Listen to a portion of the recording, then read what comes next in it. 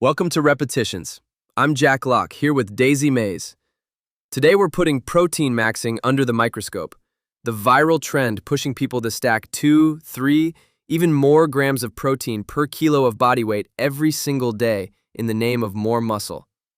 We've got the meta-analyses, the mechanism, and an honest verdict on whether grinding past the basics actually moves the needle, or just moves money. Okay, Daisy. I need to tell you about the thing that has completely taken over my gym feed. It's called Proteinmaxxing. Of course it is. Everything's maxing now. Right, it comes out of looks maxing, that whole optimization vocabulary. And the idea is simple. More protein equals more muscle faster. So people are chasing 2, 3 grams per kilo of body weight, some higher. And there's the classic gym rule baked in, right? 1 gram per pound. 1 gram per pound of body weight. So I'm a 200-pound guy. That's 200 grams of protein a day, every day. And it's everywhere. Protein cereal, protein soda, protein ice cream. What I eat to hit 250 grams, 4 shakes a day. So the claim we're actually testing is, does grinding past that get you more muscle? Because that's the promise being sold. That's the promise. More is more. Okay, so here's the thing. The muscle-building benefit of protein doesn't keep climbing. It plateaus. And it plateaus way lower than 250 grams a day. Where's it plateau? Somewhere in the 1.3 to 1.6 grams per kilo zone, depending which study you read. Let me give you the anchor. Big one. Tagawa and colleagues 2020 in Nutrition Reviews. Systematic review, meta-analysis, thousands of people across a large set of randomized trials. That's a serious data set. It is. They modeled the dose response, how lean body mass changes as you push protein up. And here's the number that should end the argument. Below 1.3 grams per kilo a day, every extra 0.1 grams gave you about 0.39 kilos of lean mass. Okay, so real gains down low. Real gains. But above 1.3, that same bump only gave you 0.12 kilos. Wait, so it's roughly a third of the return? Roughly 3-fold smaller. You're paying triple for a third of the result. That's brutal. And that's the whole Proteinmaxxing pitch collapsing right there. And here's my favorite footnote. That meta-analysis, partly funded and authored by Meiji, a protein and dairy company. So the protein company's own study is telling you to stop buying protein. The gains flatten in the data from the people who'd profit if they didn't. That's the delicious part. Okay, but that's one study. Lean mass is one thing. What about actual strength? Because that's what guys care about. Same lead author, 2022, Sports Medicine Open. This one's on strength. Strength went up about 0.72% per 0.1 grams per kilo you added, but only up to 1.5 grams per kilo. After that, no further gains. So a ceiling again, just slightly higher number. Slightly higher. And there's a third one that isn't industry-linked the same way. Morton, 2018, British Journal of Sports Medicine. Big meta-analysis. Their plateau lands at about 1.62 grams per kilo. So we've got 1.3, 1.5, 1.62. And I want to be honest, they disagree on the exact number.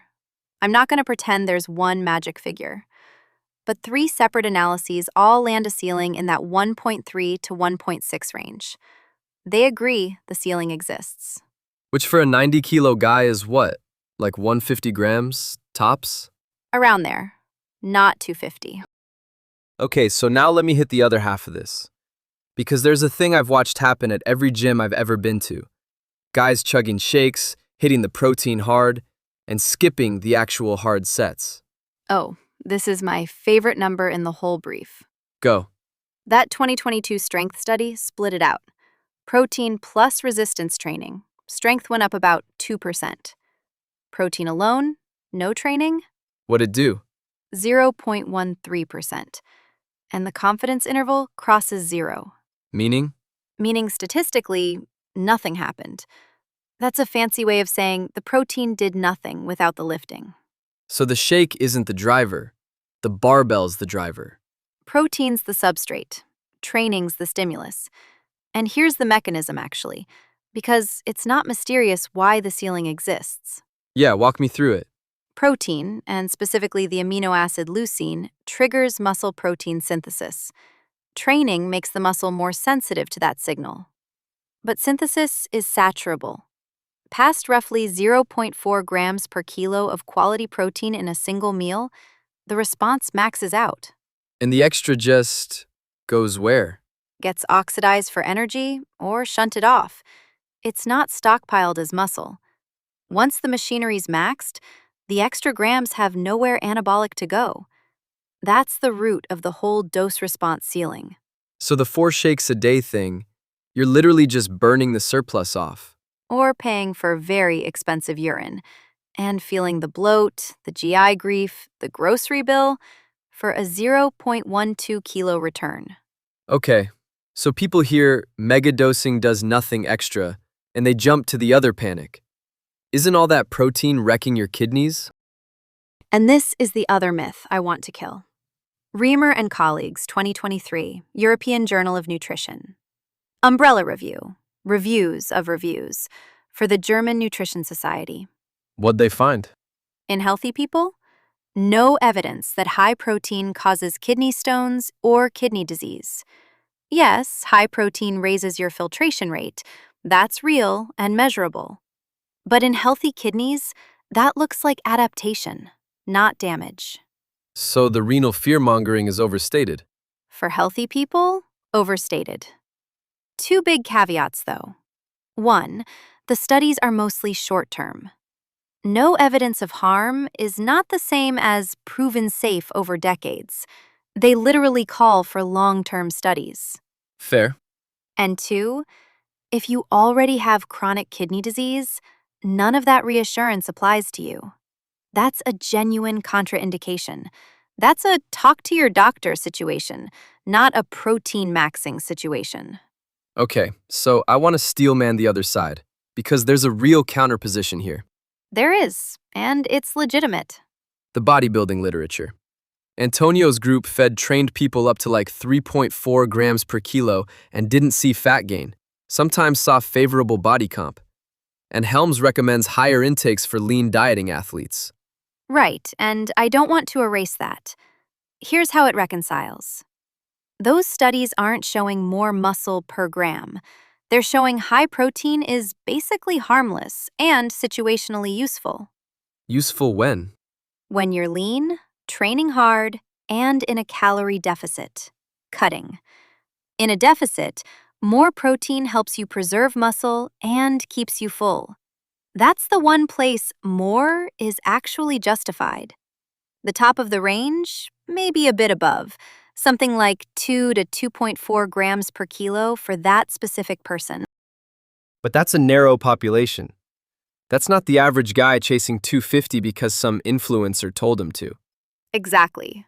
Hypertrophy gains still flatten. The counterposition is not harmful, sometimes helpful for muscle retention. It is not more muscle for everyone. And some of that work is industry-linked too. Some of it, yeah. Same caveat cuts both ways. Okay, so verdict time. Where do we land on protein maxing? For the mass market claim, more protein equals more muscle, keep stacking? Busted. The return collapses about 3-fold past 1.3. Strength plateaus around 1.5. Benefit flattens near 1.62. That last 60 grams for the 200-pound guy is basically decoration. And it does nothing without the training. Nothing for strength without training. That's not opinion. That's the confidence interval crossing 0. But it's not a clean busted everywhere, is it? No. It depends on 2 things. If you're a lean athlete cutting, higher intakes are defensible for holding muscle. And if you've got existing kidney disease, this whole trend isn't cleared for you at all. So the one thing to walk away with? Hit roughly 1.6 grams per kilo a day. ISSN's bracket of 1.4 to 2 is a fine range. Lift hard. Spread it across a few meals, maybe 0.4 grams per kilo a meal. And stop paying triple for a third of the result. That's the whole episode in one line. Thanks for listening to Repetitions. If this one sparked something, bring it to your next training session, and we'll see you next episode. Grab news. Thomas.